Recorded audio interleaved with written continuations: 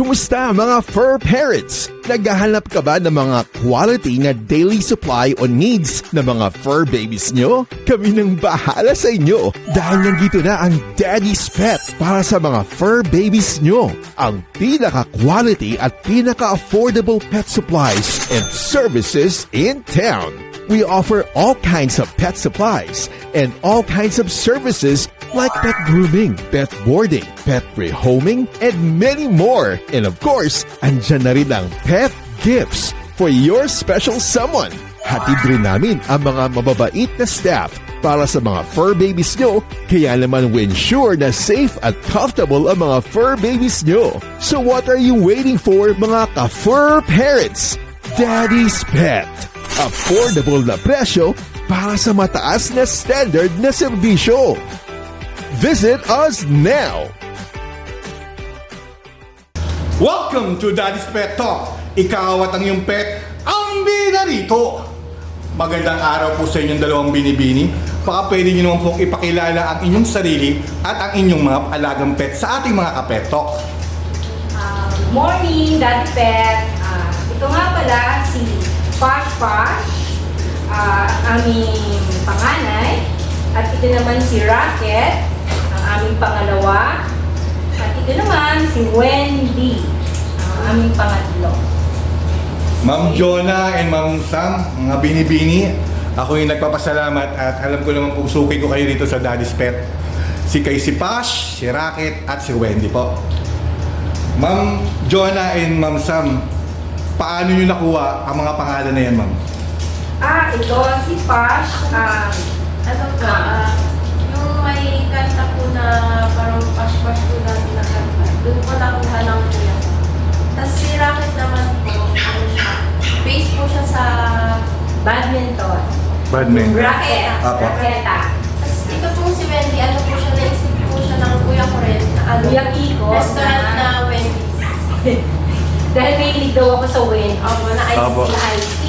So, kaya pinangalan siya Wendy. Baka naman Wendy's. Dahil masarap naman po talaga ang Wendy's, ma'am. Lalo na yung ice cream nila, ma'am. May iba-iba mga pangalan na kinuwanan talaga. Ito naman po mga binibini, paano po kayo pinagtagpo ng mga pets nyo at kayo po? Paano nyo sila nakuha? Ito si Posh Posh. Ang unang-unang binigay sa akin ng anak ko na si Ariel.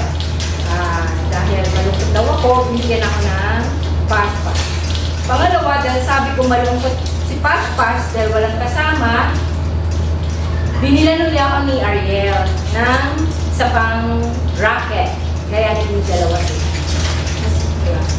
Ang pangatlo, si Wendy, ay binili ko na to sa match news ko. Kasi nung makita ko siya, parang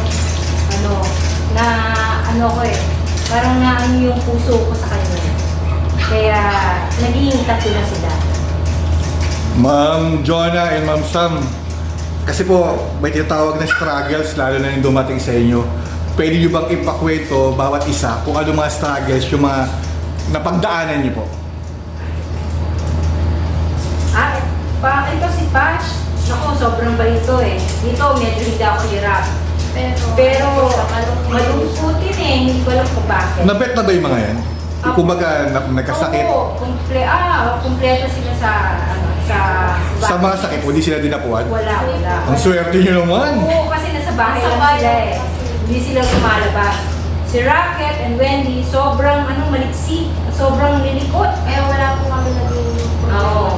Ito lang talaga medyo malungkot kasi parang naging tawag doon yung naging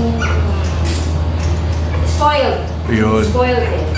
Ngayon nga lang ako nakarinig na hindi kayo masyadong binigyan ng mga struggles kasi may tinatawag na pag nagkasakit, mga parvo, mga nagsusurvive. Sa inyo talagang siguro magagaling ho talaga kayo mag-aalaga.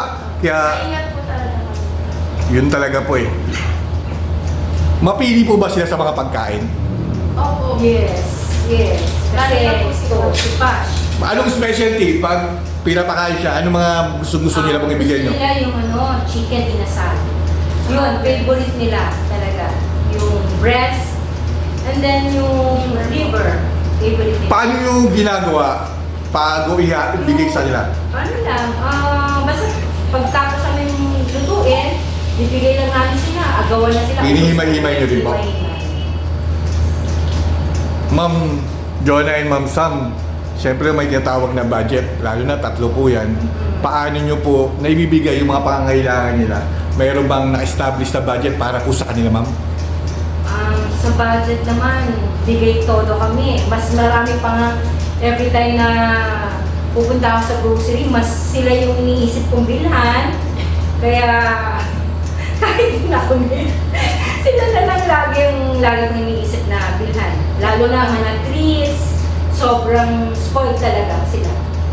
Kita-kita pa naman namin na kahit sobrang spoiled sila sa inyo, ma'am, alam natin yung pagmamahal niyan na ibinabalik sa inyo, 10 times na binibigay.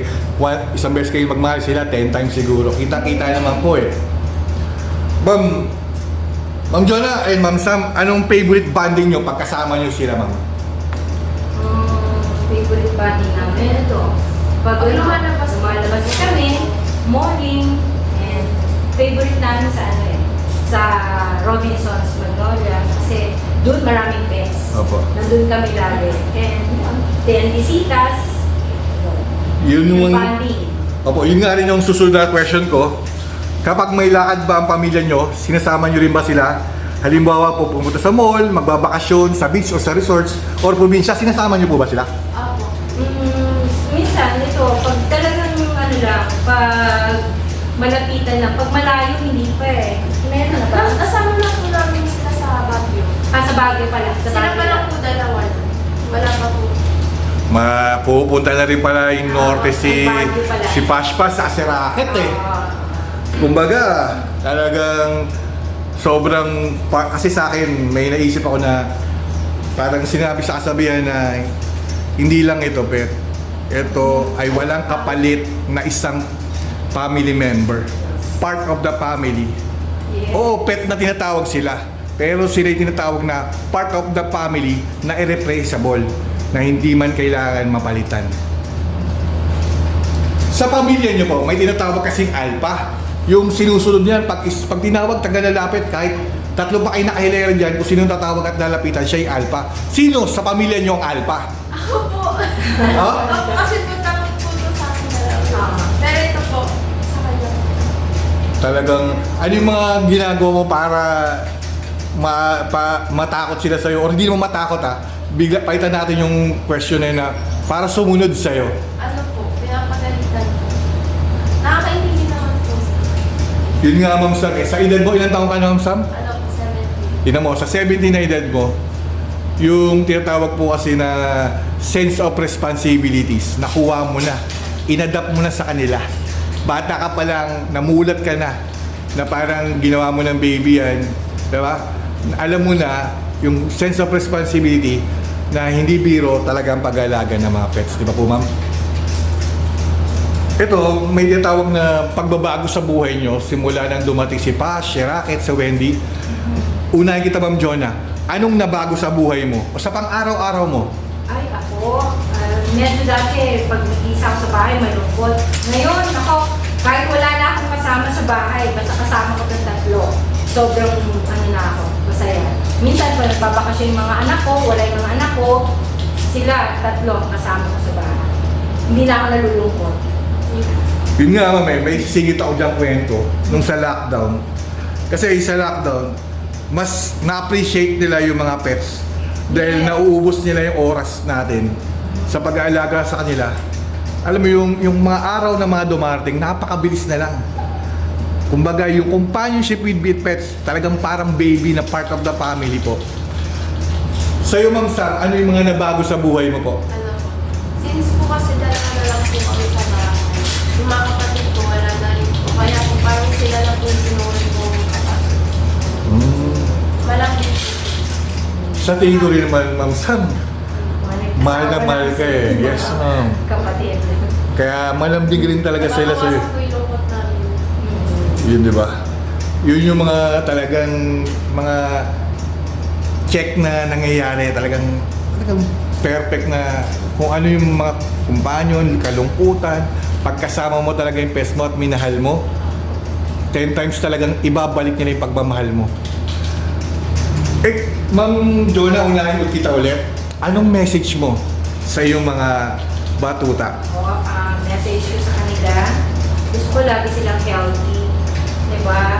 Huwag sana silang magkasakit na nakikita ko isa sa mga TikTok na yung iba naka-confine. Sana huwag mangyari sa kanila.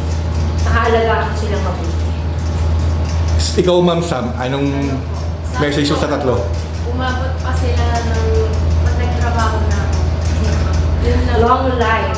Kita mo, Ma'am. Ikaw, yung bata na, ang bata kasing iniisip na makabili ng cellphone, makabili ng magagandang gadget, pero ikaw, ang iniisip mo, pag nagtatrabaho ka, ibibigay mo yung pagmamahal mo para mas tustusan sila sa mga pangailangan nila. Grabe yung utak mo, Ma'am, no? Talagang nabibilib ako sa mga batang ganyan na maaga pa lang nagkaroon ng sense of responsibilities. Paano pa kaya kung magkaroon ka totoong anak? Diba? Napakaswerte po talaga po, Ma'am, sa inyo, Sam. Ito, siyempre, nag-message kayo. Ma'am Jonah muna, anong maipapangako mo sa iyong mga alaga? Mag-promise ko dito, talagang super pagmamahal ang gagawin ko sa kanila. Yun lang ang tanging kong nabibigay alaga, pagmamahal, at ibibigay ko lahat ng mga gusto nila. Yun lang. Ikaw naman, Ma'am Sam, anong maipapangako mo sa kanila? Yun lang, mamahalin ko hanggang sa kung ano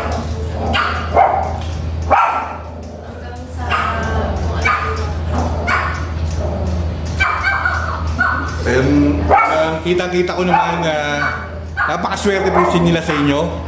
At ako po'y kasama nyo sa pagdarasal na syempre nag-wish po ako na mga 20 years up na umabot sila. Syempre kasi nagugurom namin yan dito. Hindi naman namin hinahabol din yung gurom eh. Hinahabol namin yung kasiyahan nyo dahil alam kong yan na nagpapasaya sa inyo po, Ma'am. Eto po, may mga first poor parents na gusto mag-alaga ng pets, di ba po? Na gusto nilang makaalam, tulad ninyo, masyado naka-experiensyado sa pag-aalaga eh. Pwede niyo bang bigyan sila ng advice sa ating mga kapetok? Ikaw muna, Ma'am Jonah. Advice ko, Apo. kung magkakaroon kayo ng mga fur babies, alagaan niyo sila, at saka kung masyadong palakwatsahin, baka sila eh. Ikaw, Ma'am Cham. ano po, mahalin niyo po sila na parang pamilya niyo po. Kasi po, syempre, may nararamdaman niyo po yung mga yan kahit po mga kayo sila.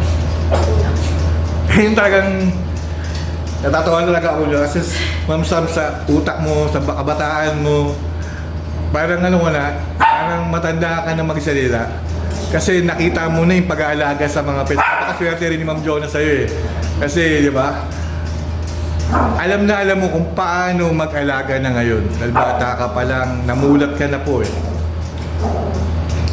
Ito po, Ma'am, ako'y nagpapasalamat at na pinaunlakan nyo itong interview ito dito sa Daddy's Pet Talk. Maraming salamat and Godspeed always po. Ma'am Jonah, Ma'am Sam, baka meron kayong gustong i-shoutout or last message, sige po, pwede nyo kayong magsalita. Thank you sa Daddy's Pet at binigyan kami ng ganitong interview para sa mga fur babies ko at para naman nakita sila. At least for life, yung YouTube ng aking mga fur babies. Kaya lahat kayo, punta na dito sa Daddy's Pet. Ikaw, Sam. Yun lang. Ako, hindi ko natuturuan sa ganyan kasi syempre gusto ko bukal sa puso nyo. Sinabi ko sa inyo na organic. Maraming salamat. Dahil dito naman sa Daddy's Pet, alam namin na suki namin po kayo. Ako po yung nagpapasalamat. Talaga po, Ma'am. Sa mga manonood ng Daddy's Pet Talk, please like, share, and subscribe kung nagustuhan nyo ang interview natin kay Pash, kay Rocket, at kay Wendy. Baka kayo naman sa susunod na ma-interview natin sa Daddy's Pet Talk. Dito, Ma'am Jonah, Ma'am Sam, dito lahat ng pupunta, kahit di naman magpa-groom, magpa-pet boarding, or bumili ng dog food, or pet supplies, or accessories, pwede ko sila magpa-interview rito. Basta gusto ko rito, ipagmamalaki nyo yung pet. Pare-pares man kayo ng mga breeds, ng mga pets, pero iba't iba ang kwento nyo. Diba, Ma'am? kung paano yung sila nakuha, kung ano ng mga pangyayari, iba-ibang kwento. Kaya ako ba, kung saan mapunta itong mangyayari sa YouTube channel ng Daddy's Pet Talk, tutulong po tayo sa mga stray dogs, stray cats. Gagawa tayo ng maganda dahil hindi tayo manghingi sa ibang tao. Kumbaga tutulong po tayo sa taos puso natin po, ma'am. Muli, ako yung nagpapasalamat sa inyo, ma'am. Ma'am Jonah, Ma'am Sam, Pash Pash, Rocket and Wendy, dito sa Daddy's Pet Talk, kayo ang bida! Maraming salamat po. Salamat!